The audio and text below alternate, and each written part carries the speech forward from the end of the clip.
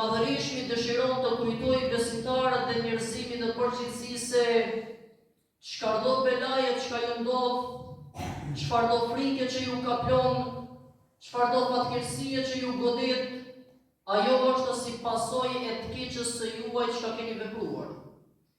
Dhe që kjo e keqe dhe kjo pasojë çka po e vuani nuk ka për t'u larguar derisa ju nuk e ndryshoni veten e juaj.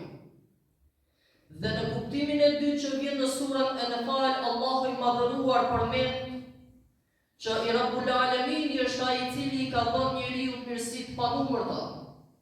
Dhe që këto mirësi do i gëzojë njeriu derisa ai është mirënjohës dhe njeh Zotin e tij. Në moment që ai do të mendojë se është i vetmjaftuar dhe s'ka nevojë për Zot, Allahu do ja largojë këto mirësi. Apo edhe nëse i kapet këto mirësi, nuk do mund të gëzojë mirësitë e këtyre të mirave. Do i ketë parasyve, por nuk do i shijojë, sepse Allahu bereqetin e atyre mirësive do e ngrejë dhe njeriu këto mirësi nuk mund ta bëjë të lumtur.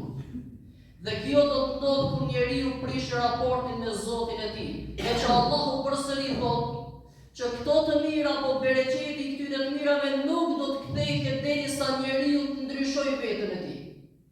Dhe të kuptoj se ai është çdo moment i nevojshëm për Zotin e tij.